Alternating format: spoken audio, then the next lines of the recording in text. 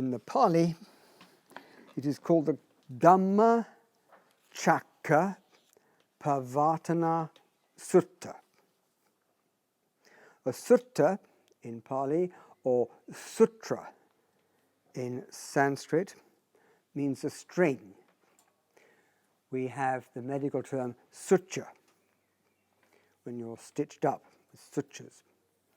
That also means a string. And this is, you hang together like beads on a string. You hang together the points of your argument, the points of your teaching. You put them on this string. So all the Buddha's discourses are called suttas. Dhamma is the truth. Chakka, or chakra in Sanskrit, is a wheel. And pavattana, the turning of the wheel. He is going to turn the wheel of truth, spreading his teaching.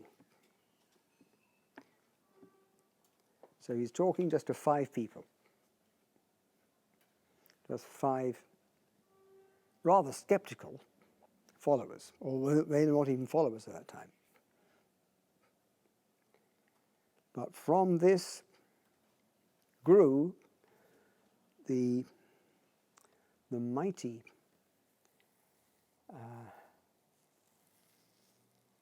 growth of Buddhism in many parts of the East, and more recently has come to the West. So let's look at this sutta. Starts with the words, "Thus have I heard." And Venerable Ananda, his personal attendant, who had the perfect memory, he was given the job of reciting to the assembled group of highly learned, enlightened monks what the Buddha had said. And so all these suttas start with the same term. Thus have I heard. This is what I, Ananda, heard the Buddha say. The Blessed One was once living in the deer park at Isipatana, the resort of seers. It was a popular place for all sorts of religious people to go and expound their doctrines. There he addressed the group of 5 bhikkhus. Now the word bhikkhu normally means a Buddhist monk, but these people were not Buddhist monks. They weren't ordained monks yet. The literal meaning of a bhikkhu is someone who relies on others for his food, fed by the goodwill of the community. Bhikkhus, these 2 extremes ought not to be practiced by one who has gone forth from the household life.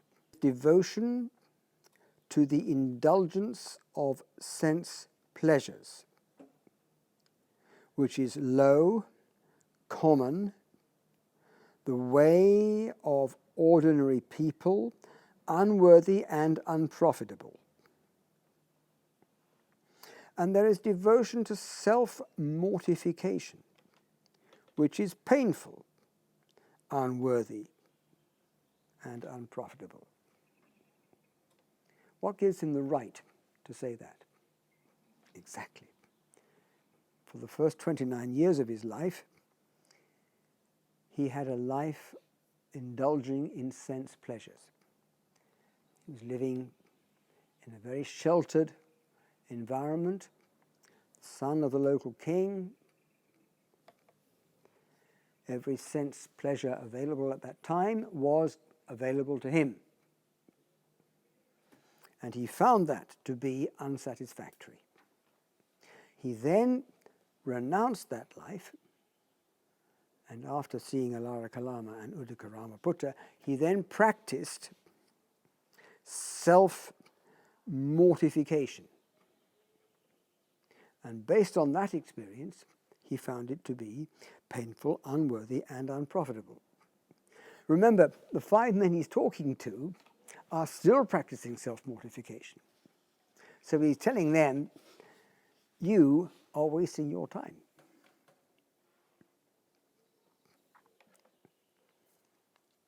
Avoiding both these extremes, the Tathagata has realized the middle path. And this is one of the hallmarks of the Buddha's teachings, the middle path or the middle way, the avoidance of extremes. Extreme of indulgence in sense pleasures, extreme of self-mortification. And there are two other extremes which we still recognize today.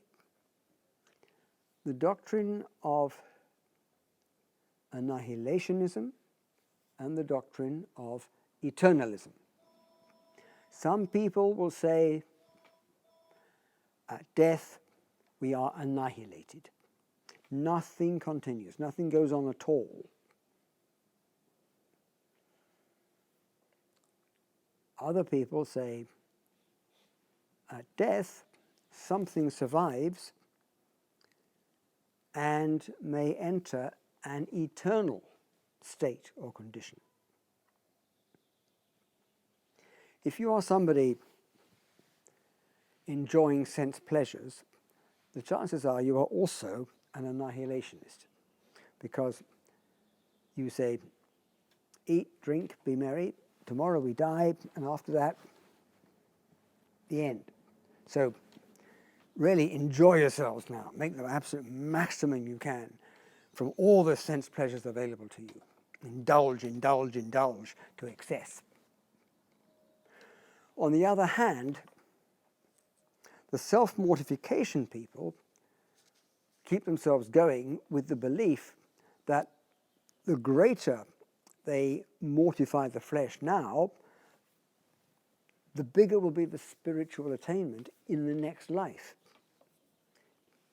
So if they were annihilationists, there's no point in doing self-mortification.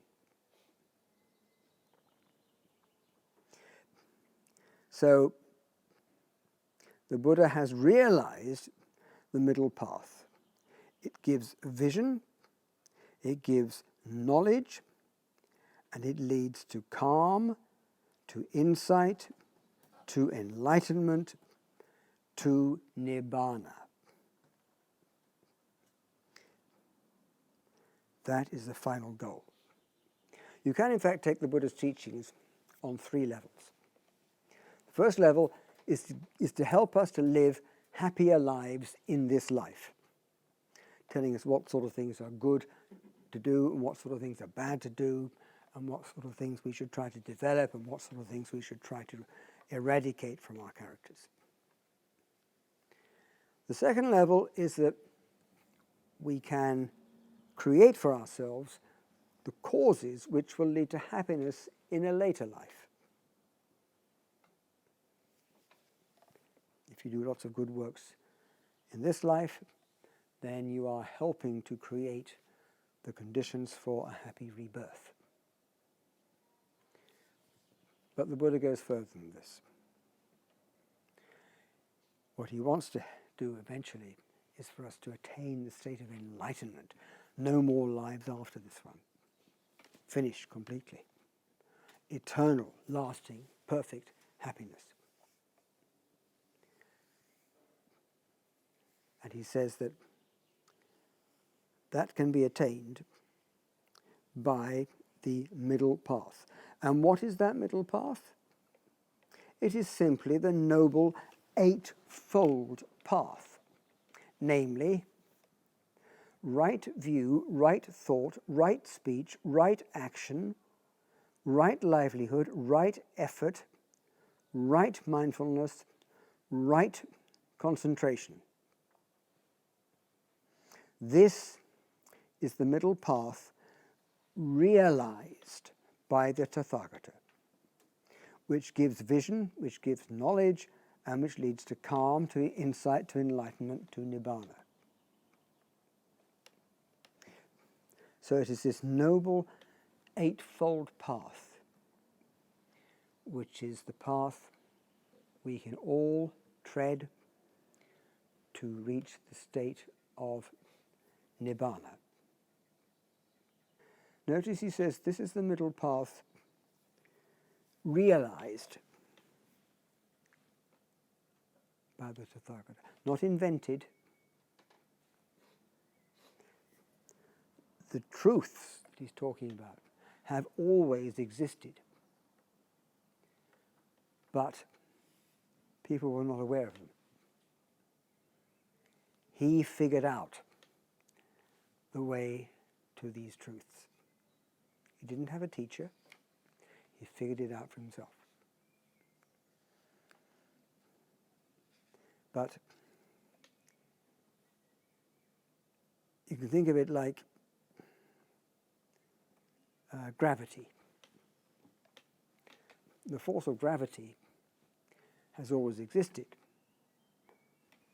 It wasn't until Newton came along that he discovered this law.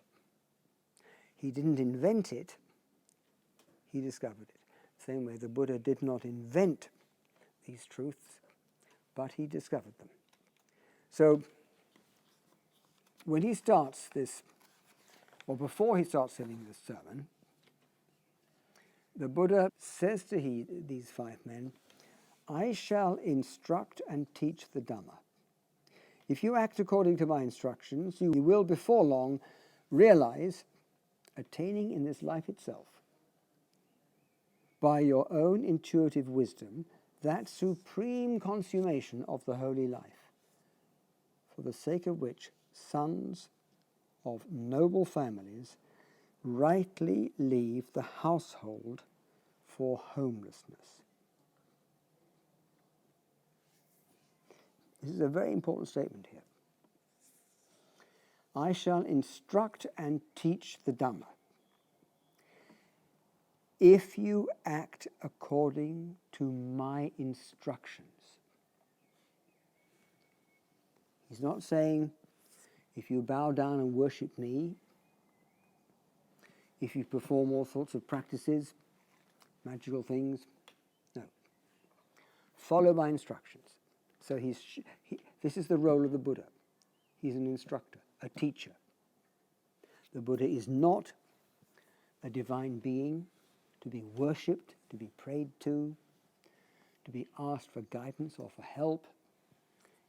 He's telling us, I'm going to give you some instructions.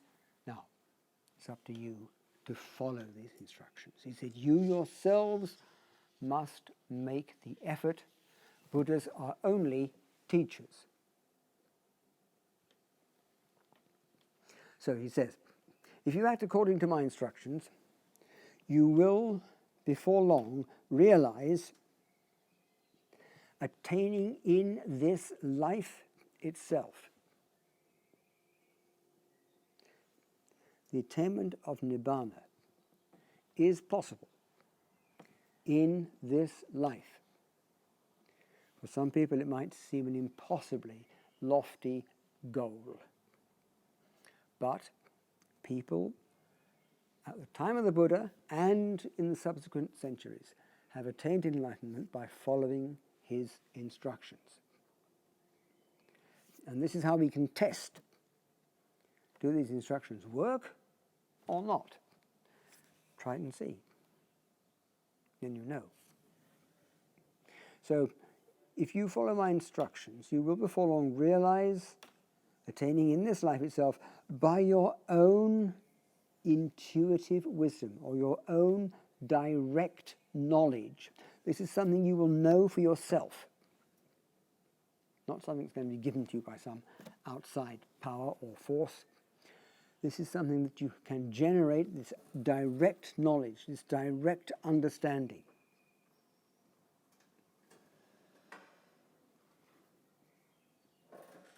So you will realize that supreme consummation of the holy life, for the sake of which sons of noble families rightly leave the home for homelessness.